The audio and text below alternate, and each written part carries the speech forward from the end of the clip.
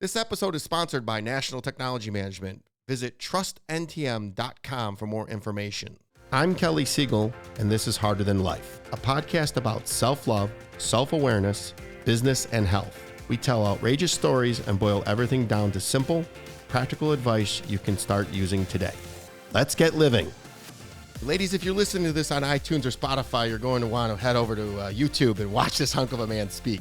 But really, Stefanos Sifandos, genius in his dramatic transformation from being a drug addict, sex addict, and all-around thug to being married to his beautiful wife, Christine, for 5 years now.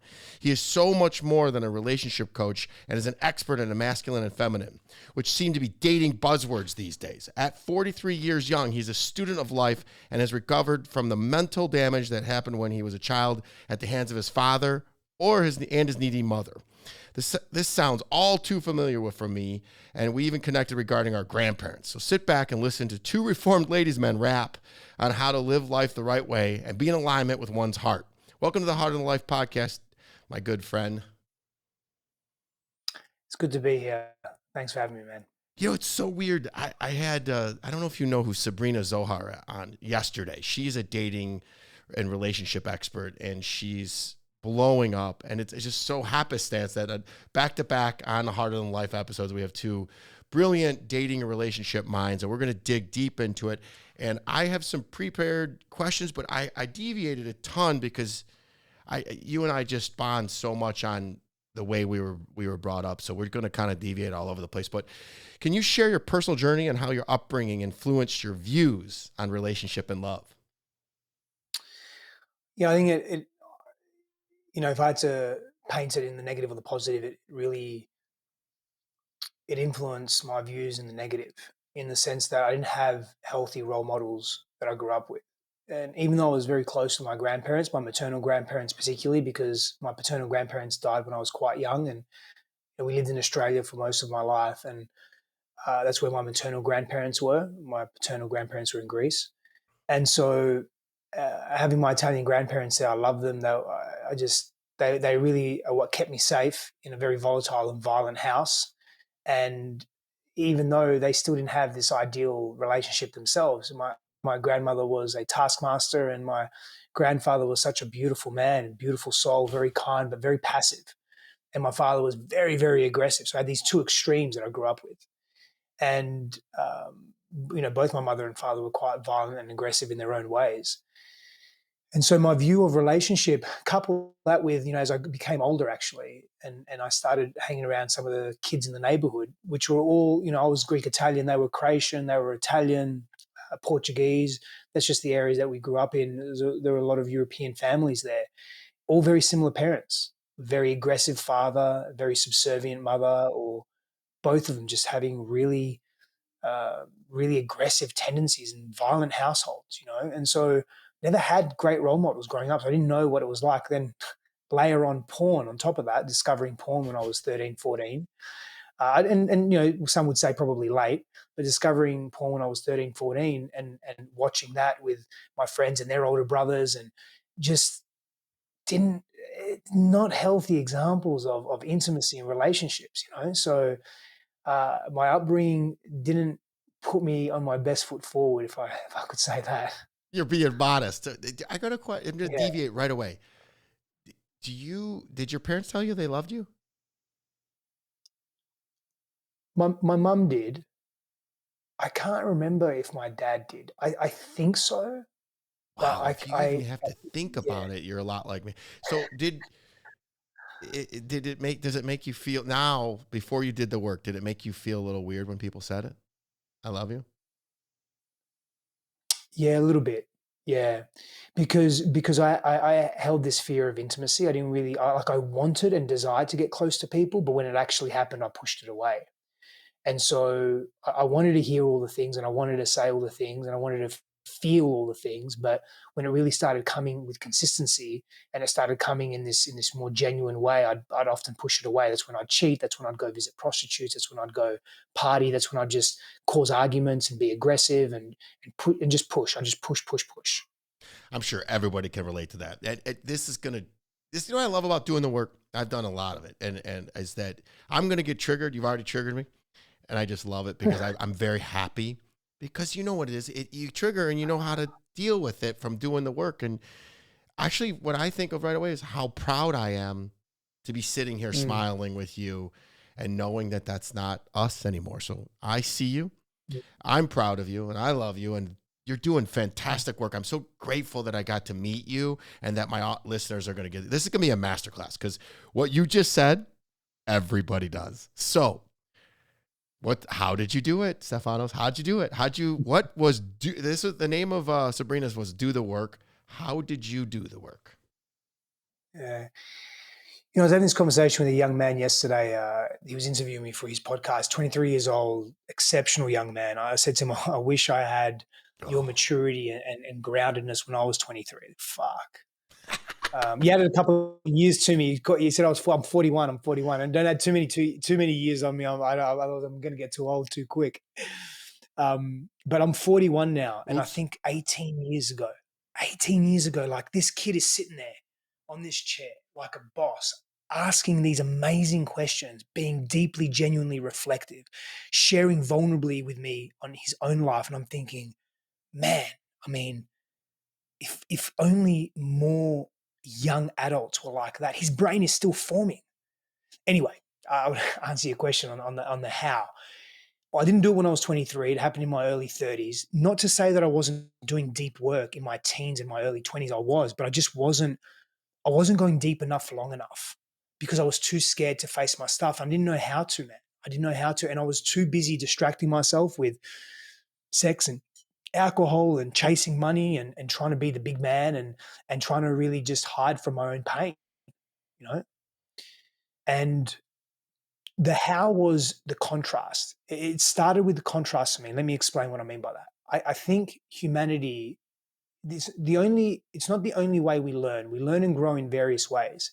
But I think the collective consciousness of where humanity is right now is that we almost have to experience vast contrasts known as a rock bottom moment or rock bottom moments in order to say, uncle, I surrender, time to change. I got to go deep. I got to shift. I got to shift this shit. It's too much.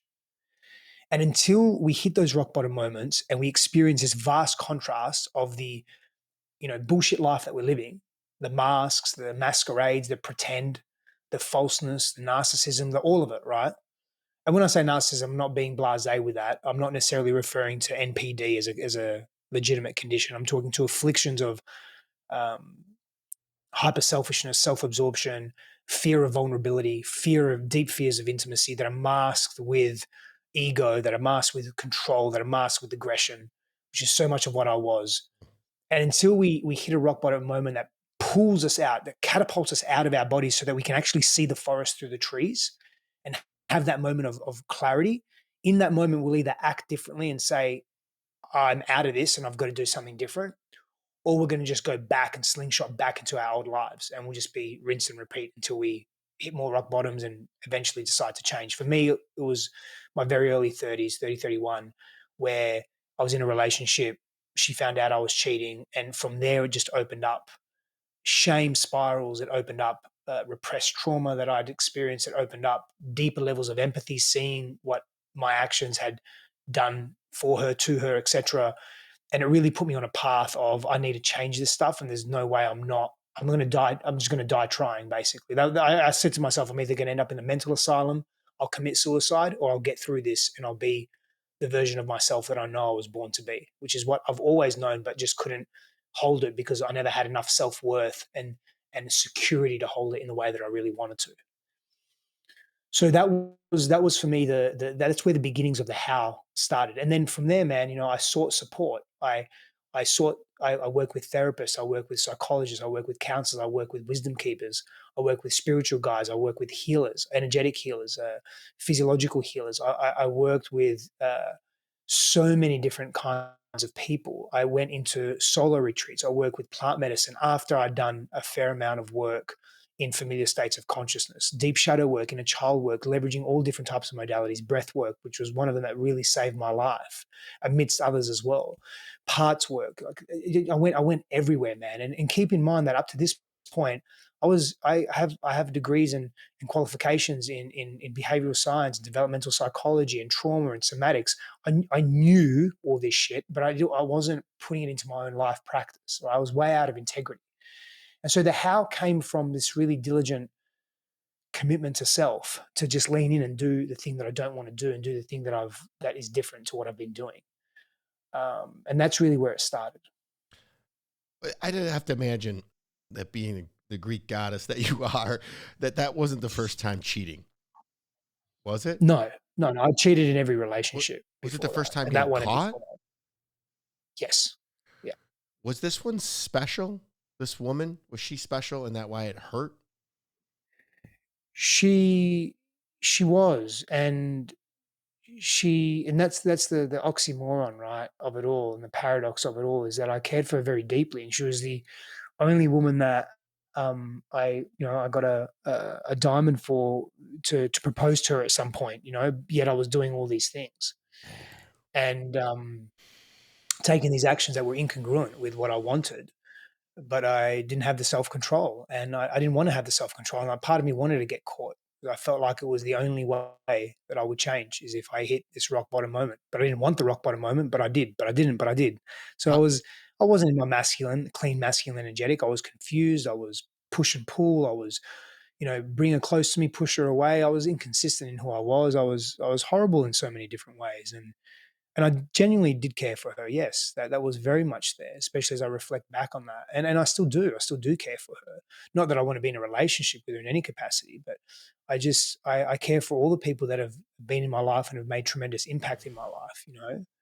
But yeah, she was special in that way. That but up to that point, she really was a wonderful partner in so many different ways. is she doing well now? Did she move on? And I think so. I mean, I don't. I think so. I mean, I mean, I know that she. it's only Yeah, been a 10 few years ago years. she had So, a child.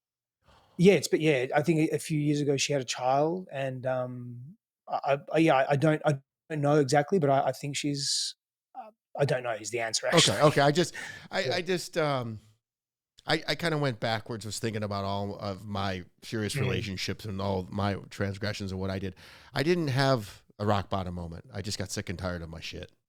Just, I had, amazing. this is literally, I had a hole in my heart and no amount of sex, women, Mm, booze, anything could fill that. I just had to start with the healing process with me. And mm, I just got, I didn't like the man in the mirror and I said, I'm done. I started with the yeah. not drinking. I started with well, no, I actually started with trying to be, or with being faithful and loving somebody who wasn't emotionally available. So it's like a Mm, full boomerang effect. I say, all right, this is the one, I'm going to make it work. And then, yeah, she wasn't ready or never did the work. And I ended up cheating on me. And then it was just it's like, I don't want to do this anymore. I don't want to do this stupid merry-go-round of dumbness. And boy, once you decide to get healed and healthy, it gets lonely. God tests you. So talk about, because there's a lot of people that are in that situation. I've been there. But talk about you and that shame a little bit and how low you felt and what motivated you, because there's so many people listening to this right now. There's a lot of male and female listeners that listen to the Hard and Life show are sitting here going, oh boy, oh boy. So talk a little bit about that terrible feeling, because pain is a hell of a motivator. mm. Yeah, pain is a hell of a motivator, and shame is debilitating, deeply debilitating. And shame is a contraction in our bodies and a contraction in our minds. And what we'll often do with shame is hide from the world, or at the very least mask it. And we often mask it with aggression and tendencies towards violence or big energy to seek control because we feel so out of control, we feel so vulnerable. And ultimately, the more shame we feel and the less we tap into our vulnerability, the more narcissistic we become, right? Or shades and expressions of narcissism. A lot of people think that narcissism is about control, and it's about dominance, and it's about forcefulness, and it carries, depending on which kind of narcissism, it carries those characteristics. But ultimately, it's a response or reaction to a fear of deep vulnerability. And it's not just a fear of vulnerability, it's an inability to be with one's own vulnerability, because often we've been shown that our expression doesn't matter. And we've been humiliated, or we've experienced rejection, or we've experienced abandonment or humiliation. And as a result of that, we've had to develop a social survival strategy or a coping strategy. And it often comes in the form of that dominance and control over others and forcefulness over others. Not the only way, but seems to be the society that we live in, because we live in such an individualistic society, and we live in such a society where we're highly competitive with each other as well. And so it's almost like the survival of the fittest, socially and physically and economically and all those things, right? And so sometimes the propensity to move towards that behavior can deepen. But so many of us just hide from the world. I've had experiences in both where I've really, really hid from the world and been very withdrawn, very contracted, and very shy. And then I've been attempted to be very big in the world and very loud and controlling, and it's a false bravado. It's just to deflect from my insecurities, and that's tough, man. It's tough to not have anyone to, or think that you don't have anyone to actually go to share that load with, to share that burden with. And that's what so many men particularly are missing. That they're missing people that they can share themselves with, and people are just missing people that they can share themselves with and be seen in non-judgmental and compassionate ways, and be affirmed in their pain, and not confirmed in their pain where, oh, keep being in your pain, keep being the victim. No, just to say, hey, I empathize with you, I hear you, I'm here with you, I see you. Because most people aren't seen, and they don't feel understood, and so they're going to contract in the world because they don't feel safe to be seen, because again, they've had this very dense experience of, when I've been myself, it hasn't gone down well, so I'll just pull back from the world, and that's better. But it's not, because what that does is it evokes more of that in others as well, because you become untrustworthy. So people are like, well, if you're not going to be open, then I'm not going to be open. And for someone to say, hey, I see you that you're not open, but I'm going to still be open, means that that person's done a deeper level of inner work, right? And so, which is very possible, of course, but it just becomes more difficult to attract that and bring that into your life.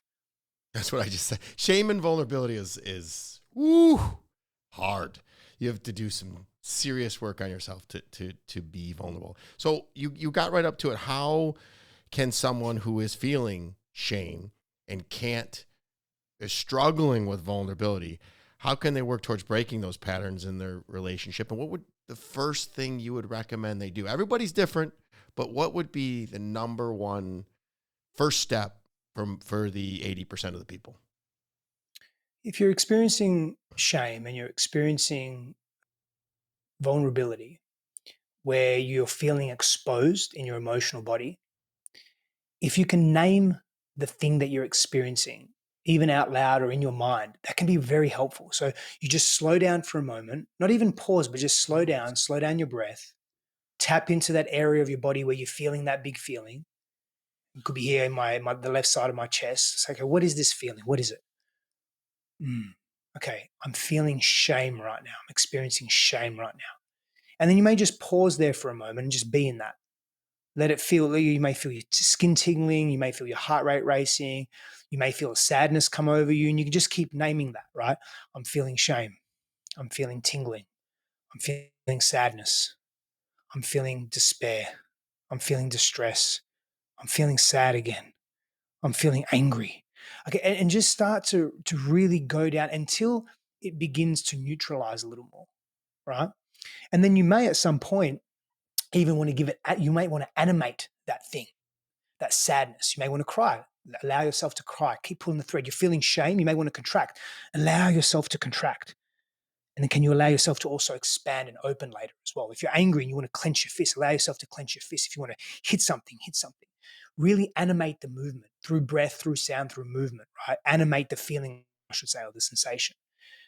And by naming it and then animating it and moving it, sometimes we can find reprieve and spaciousness in our bodies. And that's all that's required. Now, we may need more context on that. So that's something that you can discuss then with your therapist, with your coach, with your counselor, whatever. You can do some journaling to that later on, not immediately. After you've had that experience, maybe go for a walk, have a big glass of water, tall glass of water, move your body a little bit, whatever it is, do 50 burpees, nice and slow. Just move your body, like move the energy. And then you can come back to it, and you may need to talk through it. But now you've got access to it. You don't want to repress it. You don't want to shut it down. You don't want to cut it off. Now, caveat, Sometimes you need to. Sometimes you can't do all that in the moment. So make a commitment to yourself to come back to it later at 8 p.m. tonight or 9 p.m. tonight or whenever it is. But that's a way to access. We don't want to repress and suppress what we're experiencing. We want to give life to it. We want to be in relationship with it because it has a voice. It wants to express. And the more we suppress it, the louder it's going to be. Say that again. The more we suppress it, the louder the expression wants to come out. And it's going to keep forcing itself out. And at the beginning, could just be tense frustration that you're feeling. But as it grows and as it festers and as it gets bigger and bigger, like a tumor inside of your fucking body, growing and growing and growing, it's going to burst. And then it comes out as you get snappy and impatient and abrasive, and it builds up because you're not giving it a release and you're not giving it any context. You're not understanding what it is. You're not relating to it. You're not in deeper communion with it. It is telling you something about what you need. You're not meeting your needs. That's the issue. So we begin to meet our needs by naming it, by accepting it, by embracing it, by being in deeper communion with it. And we grow from there. And again, having people in your life that can reflect back to you, that can see something that you can't, that can help you see the forest through the trees where you cannot, is very helpful for our growth. Very helpful. You say this so easily digestible. Number one, it's just every one of us can name how we feel and write it in a journal. The second thing is that you didn't take it the next step further is usually that's when rock bottom hits. If you don't just name it and you hold it all in, that's when you get a DUI. Yeah. I mean, inevitably God will level you up. And then the third thing that you didn't say that I know you want, that you're going to, is you have to be careful about who you commiserate with. He says, there's a lot of friends, and I'm going to put quotes up, friends that tell you what you want to hear, not what you want to hear, not what you need to hear. So talk about that, like your friend group and how important that is to healing. Some of them want to keep you right there. Yep. And I'll tell you why they want to keep us right there. Because it's not because they hate us, not because they don't like us. When we are moving through change and transformation, we are presenting different versions of ourselves to the world and to our friends. And our friends get scared. We fear what we don't know. We fear the unknown. And if they relate to us through a very particular set of expressions, and they identify the friendship through a particular exchange, and that exchange begins to change, then we get scared that we're going to lose the friendship. We're going to lose our identity in relation to this relationship. And we start to panic. We start to push back. Why are you changing? Why don't you want to drink with me anymore on the weekends? Why don't you want to do a line of coke with me? Why don't you want to go visit the brothels with me? Why don't you want to play World of Warcraft with me for 10 hours every day? Well, what do you mean you're changing? No. What does that mean for me? What about me? So people get very scared because their identity is now shifting. And that's why change is often so difficult. Transformation is so challenging because it's this complete ego shift. It's this complete identity shift. The way that we relate to the world and everything that we do identifies who we are. You start removing that, then who are we? People are scared to find out who they really are. And people don't want to change because familiarity feels safe. And so we would rather be safe than be free, essentially. Steph, do you do any one-on-one coaching? I didn't see anything in here in the notes. Oh yeah, that's the bulk of what I do. It doesn't say anything in here. I'm like, how does someone work with you? You're brilliant. Thanks, man. I appreciate that. I mean, the direct answer is www.coachwithstef.com, and you can apply for coaching there. Coach with Stef. Put that in the show notes. We'll put it. It's just, I'm going to put some friends on. I have some friends that could use it, and I just tell you. So I'm gonna ask you a vulnerable question, and then I'm gonna get vulnerable too because it's putting your business out there. It's your first sexual experience was with a prostitute. Correct. It's the only point where you and I differ. I have never been able. There was no intimacy whatsoever. So I recently did some plant medicine, and I was able to separate sex, love, and intimacy, which was very difficult for me. I had them all one and the same, and I was able to separate those. I could never get, it just felt dirty to me, and I'm not judging. I could, but there was so many women available that I didn't need to do anything. So talk to me about with the advent of OnlyFans, it just seems like there's so it's very easily accessible to get to pay to play. If someone's listening to this, if somebody's on the other end of this and they're paying, what would you say would be their advice to them if they were working with you and they said, "Man, hey Steph, I have this prostitute problem." What is the first advice that you would say to one of your mentees? Yeah, I'm not actually going to give any advice. I'm going to ask a lot of questions. And before I even ask questions, I want to empathize and I want to reflect back what I'm really hearing, and I want to create a bond between us and safety and trust. That's everything. That's the launch pad. That's the launch pad. And then from there, I'm going to ask meaningful questions around, their relationship to their parents, their first experience, their first sexual encounters, what they make sex mean. What is it about the transactional nature of sex? Where else are they transacting in their life? I'm going to ask them a bunch of questions. Again, I'm not going to throw it all at them, but I'm just going to get really curious about where they are. And I'm going to help them connect dots. And I'm going to really ask them honestly and openly, do you really want to stop visiting prostitutes? Do you really want to stop? What does sex mean for you? What does it give you? What does it do for you? How do you feel before, during, after? What's the anticipation towards it? Run me through what it looks like for you. What does it feel like for you? And again, I'm only going to be able to get really honest answers when there's trust and rapport and deep connection between us. So I'm going to spend a lot of time, or as much time as needed, I should say, in establishing that, and knowing that they can't trust me, and that our container is a vault, and that our container is sacred container as well. And there isn't judgment. Firstly, I've done so much quote unquote bad shit in my life, man, that I don't have any right to judge anyone. I really don't. I just don't. I mean, I do. I'm a human. Of course I judge. But when I'm in that client container, I don't know, man. I judgment feels like it's very far from me. And I really see what's underneath the person's actions, and they are not their actions. And I just want to get really clear, like in this point in time, do they want to change that behavior? Do they really want to shift it? And if they do, cool, what's it going to take? And let's explore that. And what do we do to replace it? I'm an additive person. I'm not a subtractive person. What I mean by that, I'll give you a simple example. If someone wants to change their diet, I used to be in the fitness industry many years ago. As I was in the personal transformation industry, I was also in the fitness industry. I owned a couple of gyms, CrossFit gyms, and I was in that space as well, whilst I was also coaching and training people in mindset and all of that. Very lucky, just exposed to being in the CrossFit community, actually at very early stages, exposed to special operations guys in Australia, the SAS, regiment and the commando units, and then working with Olympic gold medalists and elite professional sporting teams and athletes and fighters and world champions and all that. It was great, right? So not only was I training them athletically, but also mindset work, and just exposed to really extreme personalities and extreme mindsets, people that are literally in do or die situations, right? And it taught me a lot about understanding people, understanding how the mind generally works, and then obviously specificity with every individual. But go back to the example of, if I'm training someone and they want to lose weight, let's just say that's their goal, and they want to change their eating and they need to change their eating. I'm not going to say, okay, stop smoking, stop drinking alcohol, stop eating carbs, stop doing this, stop doing that, whatever, right? I'm going to look at their nutrition and how they generally eat. I'm going to get a lay of the land. I'm going to say, cool. What I'm seeing is that you don't have any really clean meat in your diet, right? So why don't we replace all the meat that you are eating with grass-fed, organic? So you still eat your meat, still eat everything you're doing. I just want you to do this one thing. I know costs a little more, but get organic, get grass-fed, get clean animal products. Can you do that? Yes, I can. Great. That's all I want you to do.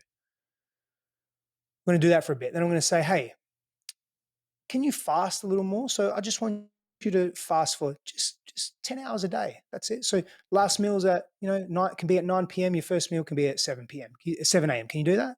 Yeah, I can do that. Cool. We're going to extend the fasting a little bit. So I'm just adding. I'm not taking shit away from it. I'm going to take away. Let's do a real world example. I'm pretty healed. I've done a lot of work. I come to you. Let's do a role play. 5 minutes, because I'm going to tell you that people are going to identify with what we're going to do right now. And I just thought this up.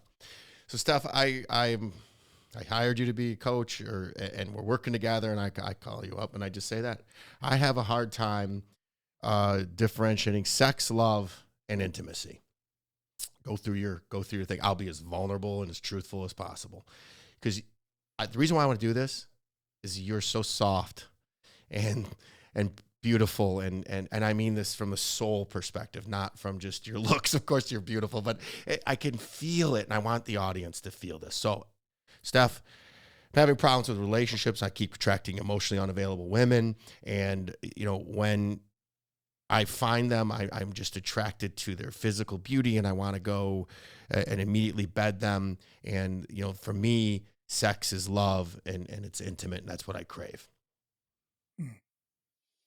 Well, firstly, man, thank you for sharing that, because that's not necessarily easy to share, especially in a public forum. And especially as a man who's a father and who's a leader in your space, in your community, right? And not only are you a leader, like you've created external success. And often for people that have created external success in their lives, it's actually really difficult to be vulnerable and honest, because they think they hold this perception of how they need to be and how they need to be seen by others. So by you just sharing that openly and owning that, it tells me a lot about you and your willingness and the openness that you hold within yourself. So that to me is a genuine leader. So thank you first of all for sharing that. And I hear you and I resonate that you're struggling. What I'm hearing you say is you're struggling discerning between love, intimacy, sexuality, and you're attracting women that you're really highly physically connected to, but that are emotionally unavailable. And that's an issue for you. And what you're asking is like, where do I start to maybe begin to tease that out and maybe stop doing that because it doesn't feel like it serves me? Is that accurate to say that? Correct. See, Yeah. it's so sweet and so soft. I love it.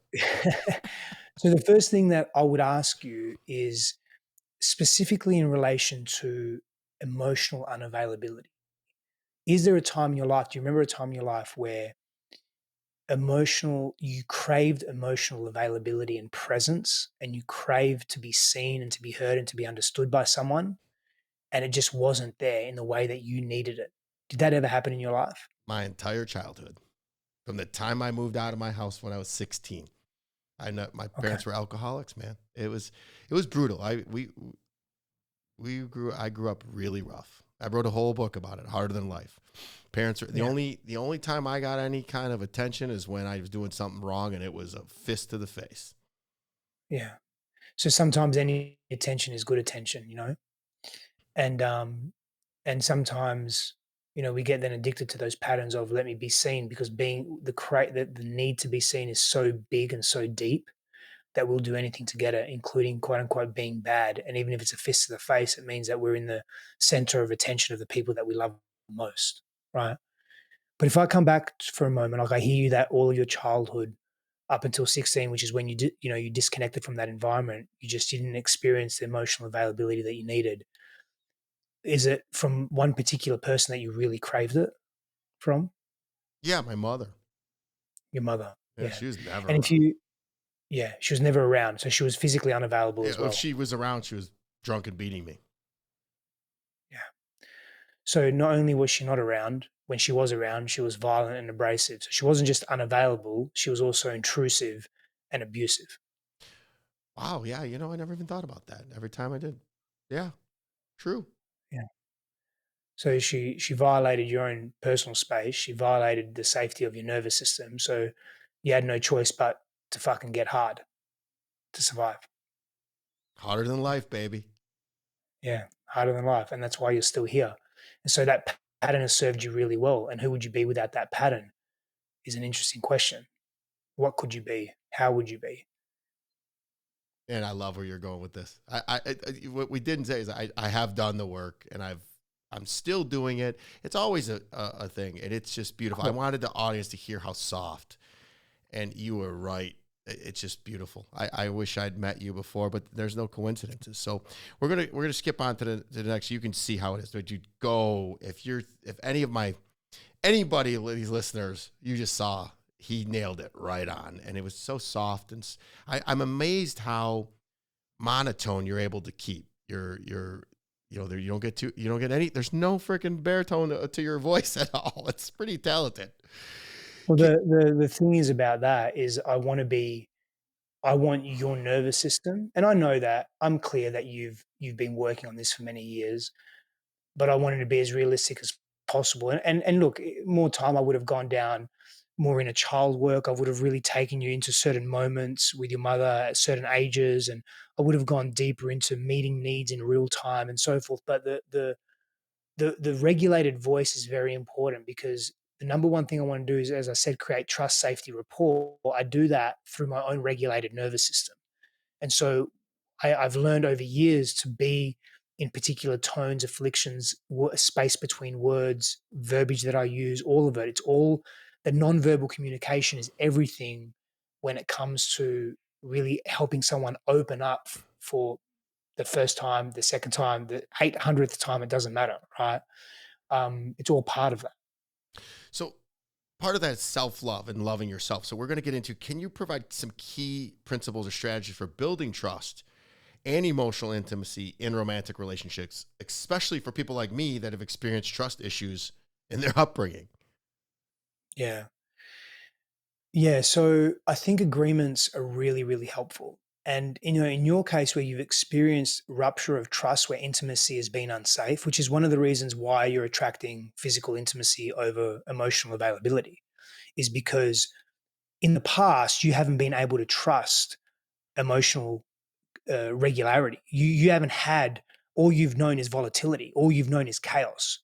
And so physical, like high attraction, peak physical sex that usually, not always, but usually comes with trauma bonding, which is, part of that is the absence of emotional intelligence, emotional, which is an interesting term, but we'll call it emotional regularity and emotional maturity instead, is because you're addicted to chaos.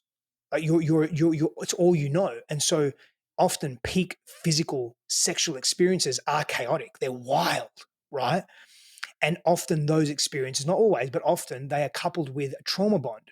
And often that trauma bond is missing or lacking emotional maturity and connection and emotional stability and emotional availability. They're not available to that because it was so stuck in the trauma, so to speak.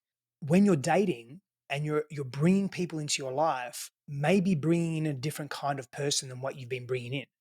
So instead of doing the same thing over and over again and expecting a different result, try something different and experience a different result. Now, initially, you may not like it, and you're like, "Oh, I'm not attracted to this person. There's no magnetism." Maybe that's accurate, and I'm not denying that. But maybe it's not. Maybe sit with it a little longer. Maybe you're just not used to that person being calm and regulated, and it's actually what you need. And you can discover, rediscover, and reconnect and recreate sexual intimacy that is healthy and that is peak, if you like, but not unhealthy kind of peak, right? So being honest with each other, sharing each other's vulnerabilities, traumas, etc., with each other, making agreements on how you want to do life together and how you want to engage in conflict and how you want to get to know each other, in what your pain points are and what your biggest fears are, in what your biggest excitements are, your dreams are, your sexual fantasies. Like, start to build into that. Like, set the scene for how you want to relate to someone. Really set the scene for how you want to relate to someone and allow yourself to be seen in the way you want others to see you. Because ultimately, when we're attracting emotional unavailability, it's because we are emotionally unavailable to ourselves. That's so good. Is it in your experience that there's more chaotic people, or is this my reticular activating system literally just noticing chaos because that's what I'm used to? Are there more unhealthy, chaotic people than healthy, vulnerable people? Great question. Anecdotally, I would say yes. Because I tell you, Empirically, I don't know. as I'm making that transition, I'll go out and I'll meet someone. Oh, they're unavailable. And at least now I'm very aware and can walk away. I don't feel the Yeah. need to to save them, or I can Yep. change them, or if I love them hard enough, I just move on. It's like I'm See, good. that's a big thing, man. Like, I just want to commend you on that. And I don't know if you are aware of this, and you probably are, but just for the listeners, maybe, is your ability to notice a couple of things, steps here. Your ability to notice the emotional unavailability, to then step back and say, "Hey, I don't need to save you. We can compartmentalize this relationship as friends or not, but I don't want to date you because that's not the relationship that I want, and I'm noticing old patterns coming up." that is very indicative of I'm aware that I wanted to save my mother and I'm no longer playing that role in my life anymore. Very powerful, man.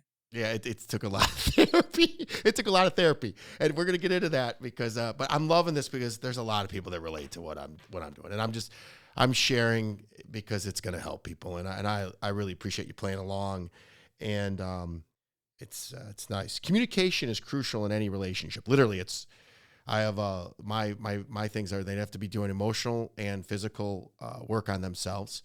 They have to be honest, loyal, and knowing how to communicate. So communication is crucial in any relationship. How can individuals from challenging family backgrounds improve their communication skills to foster healthier connections with their partners? Yeah, there's a beautiful practice of parts therapy and internal family systems work and inner child work where you start to learn how to communicate with the different parts of you that you've grown up with, and the compartmentalized parts and the angry parts and the sad parts and the scared parts and all versions of those parts. And when we're able to be guided to practice communicating with these parts of us in more profound ways, what often happens is that we're able to communicate with others in more effective and proficient ways. We're able to ask for what we need. We're able to make requests. We're able to make more neutral observations. We're able to describe and express our feelings in greater capacity, vulnerability. And honestly, the system for that is nonviolent communication. Make an observation, express your feelings, make a need or share a need, and make a request. And that framework becomes very powerful and very accessible as we learn to communicate with all the different parts within ourselves. You're brilliant. People are getting a masterclass. I hope that they're going to be able to rewind this and listen to this. This is going to be instant classic shareable. And this next question is you're going to love it. What advice do you have for individuals who are hesitant to seek therapy or counseling, even if they recognize that they may benefit from it due to their upbringing? Yeah, it's tough to. So I think there's three kinds of people in the world, right? When it comes to transformation and change, three kinds of people. There's the people that no matter what you share with them, no matter what they're exposed to, they're unwilling or they don't want to or they can't change, right? I put my father in that bucket of people. Then there's the other group of people, no particular order, that they're your people in the sense that they speak your language, they get it, you're preaching to the choir, it's that kind of conversation. So your values are in alignment. Then there's the people that, and by the way, we're not here to force anyone to do anything or see anything differently, by the way. But then there's the last group of people that they're on the cusp. They're sitting on the wall. They're looking over your side. They're looking over the other side. They're looking over that side and that side. And they're looking at all the different vantage points and they're curious. I spend time speaking to the last two categories. I don't really communicate too much with the people that aren't ready to listen yet, right? Because they're just not going to get it. Doesn't mean I don't speak my truth. I just don't pursue those kinds of people. So I'll offer and I'll make suggestions. And sometimes they're the types of people that I generally get into arguments with a lot more because I'm pretty ferocious myself. I'm pretty stubborn and egoic myself. And when I get into that mood, I just go out like a bull at a gate, as do they. And so we end up in conflict, right? So I do my best to, I think I saw Keanu Reeves say something once. I'm at a stage in my life where I just don't care. And if you say 1+1 =5, blessings to you. Thank you. It does. Good day. Like that's where I'm not quite there yet, if I have to be honest. That's where I'd like to get, but I'm not quite there yet. I can get very frustrated because I'm again stuck in my own ego and my own self-righteousness in those moments, right? That's my shadow coming through. But I don't spend too much time. I do my best to not spend too much time speaking to that person that I named at the beginning. And so the question you're asking, it's a great question if it's for those last two categories, right? So how I would respond to that is especially that last category where they're on the fence, they're on the wall and they're looking over.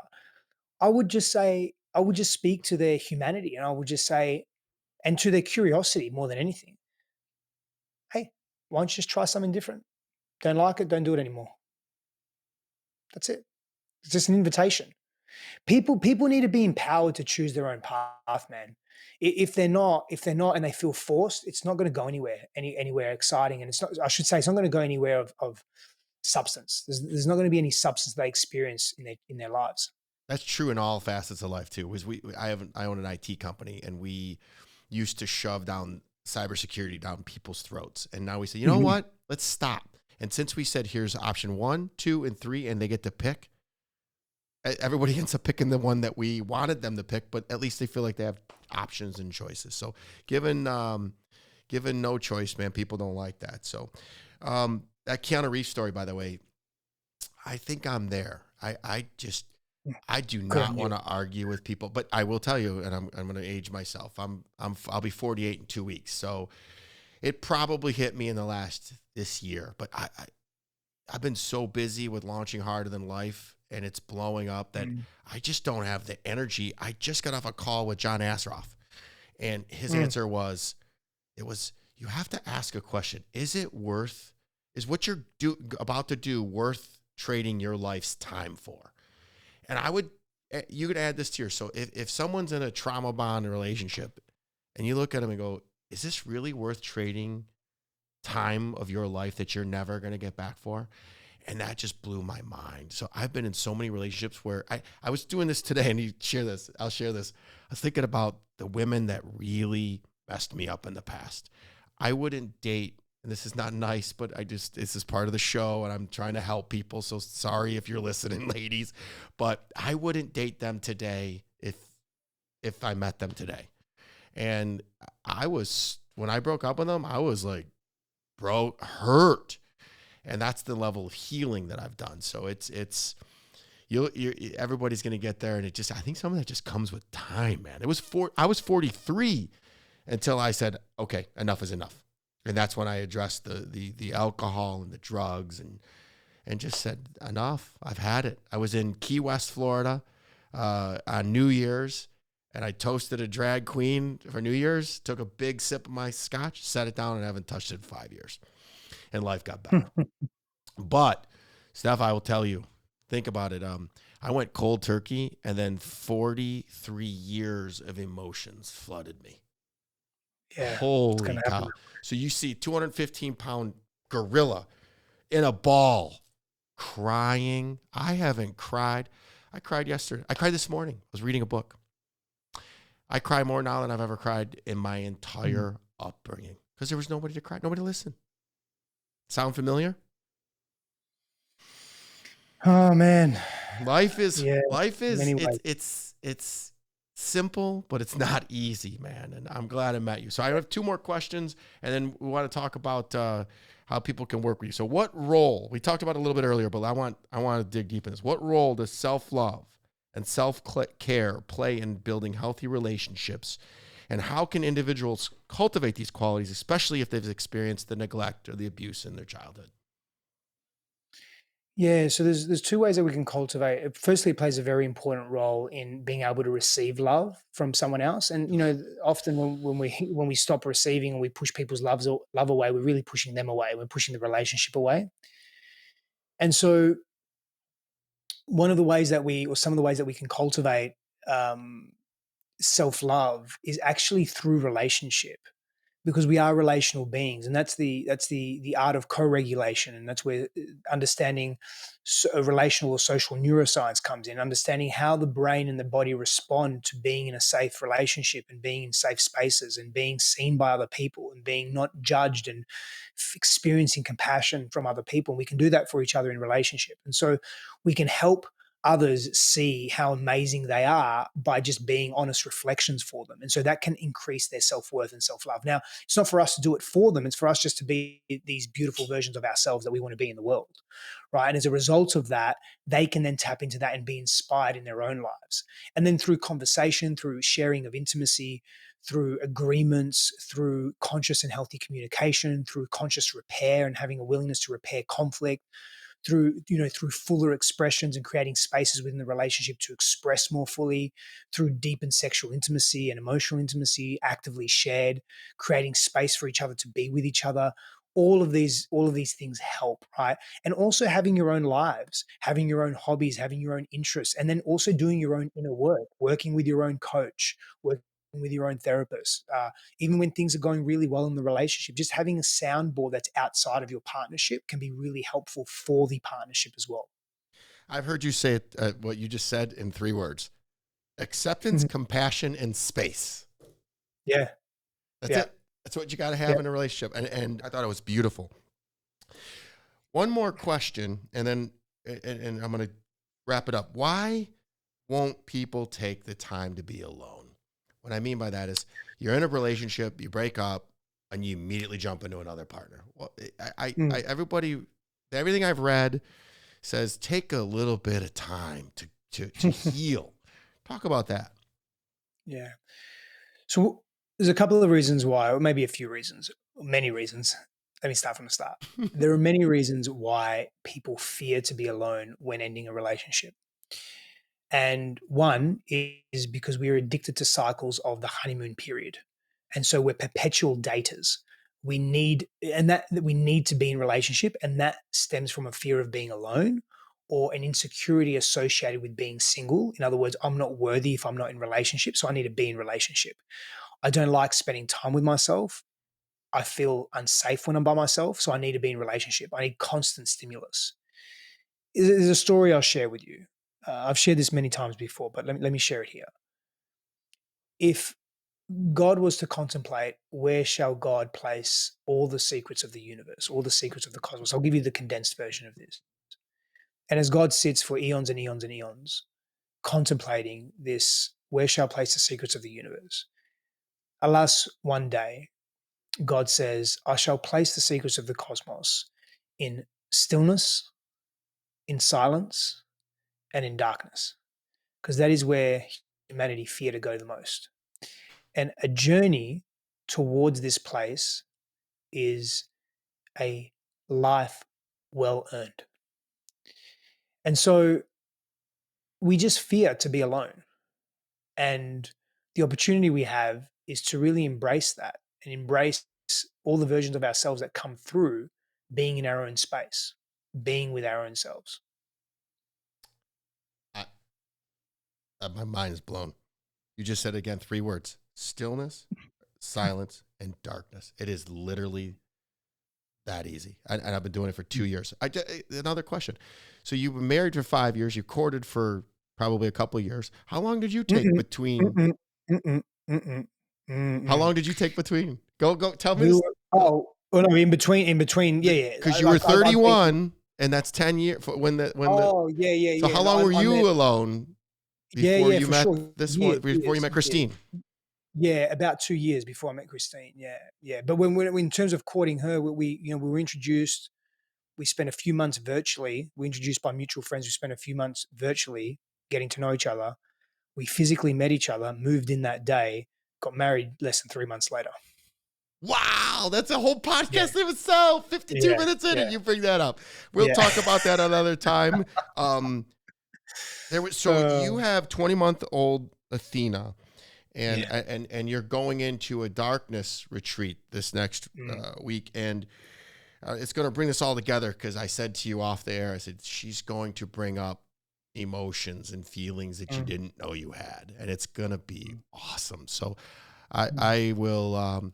I will be there for you every step of the way. I'm a neophyte. mm, I've taught myself everything I know, which isn't much.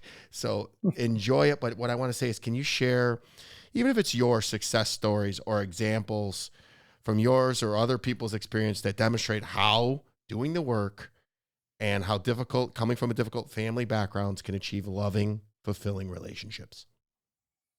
Yeah, man. I mean, simply put, I correlate every single one of my external successes and the external or material joys that I've experienced in life, including people, material meaning the physical world, right?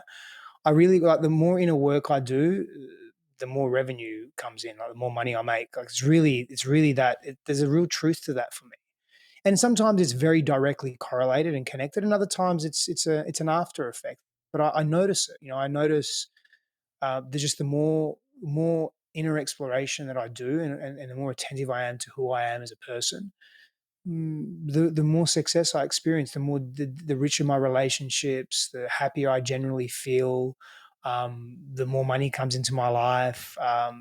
better the clients, my businesses, grow and expand in more interesting ways. It really is a correlation there to that. What you're saying is positivity. You're attracting positivity, and I get it because I'm that way too. Look at I'm talking with you. Since I've made these changes, I get to meet some of the most amazing Mm, people that are going to become lifelong friends. mm, So mm, I can attest to exactly what you're saying. mm, Money isn't a big issue for me. I'm not driven by money anymore. I used to be. That used to be how I say I was the man. But I mm, want to be content and in alignment with my heart and my soul. mm, mm. Yeah, man. I notice that more and more and more in my own life is I really crave spaciousness, and I'm also recognize that I'm in a phase of deep creation and building, and I also enjoy that thoroughly. And I know that that has a limit because what I'm craving more is really spaciousness. Where are you going to be in 10 years? No, let's just say 50. Where are you going to be in 50? When I'm 50, Mm-hmm. it's about 9 years away.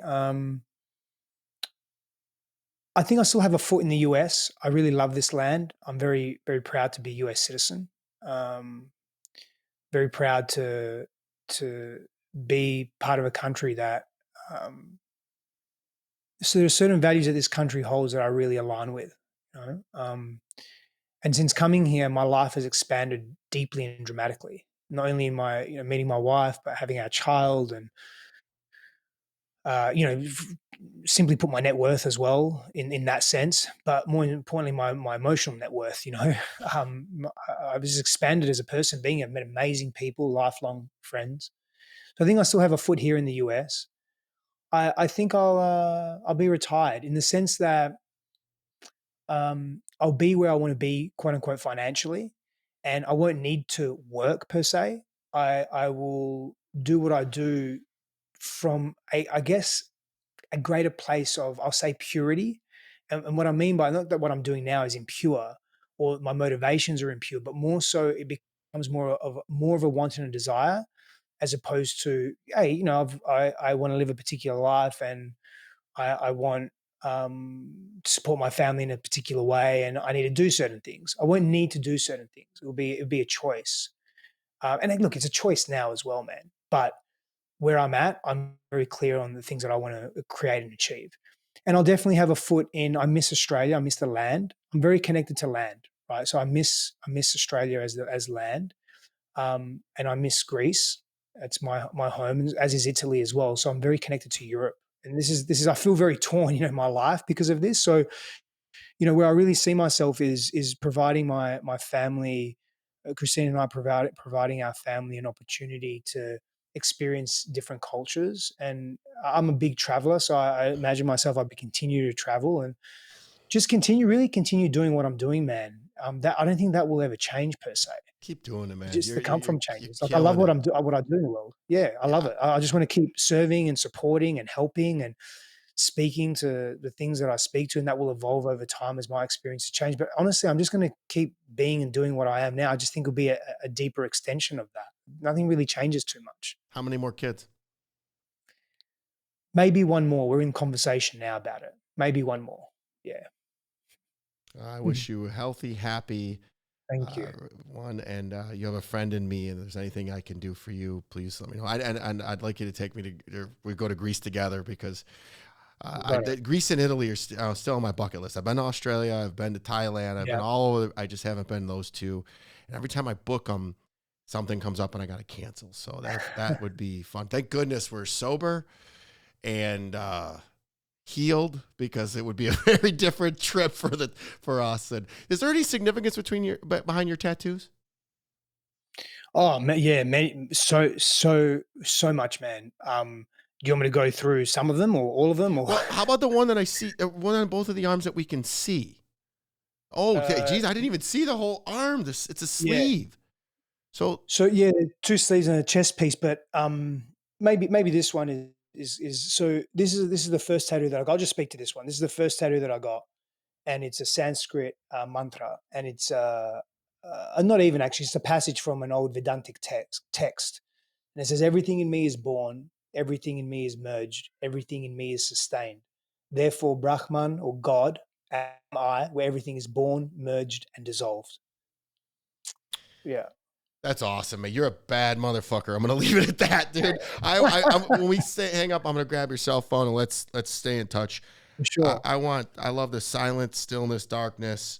I can hear Athena in the background. I'm gonna let you So go. good. Give me 2 seconds. Please rate and share this podcast. Also, I do my best to respond to comments on all social platforms. So if you want more of something or less of something, leave a comment. Each and every episode is sponsored by National Technology Management, the easiest and best IT company to do business with, delivering peace of mind with technology every day. Visit trustntm.com for more info. Until next week, be harder than life. Thank you for listening. Please rate and subscribe to Harder Than Life, and let's take this to the next level. Get connected at the links below.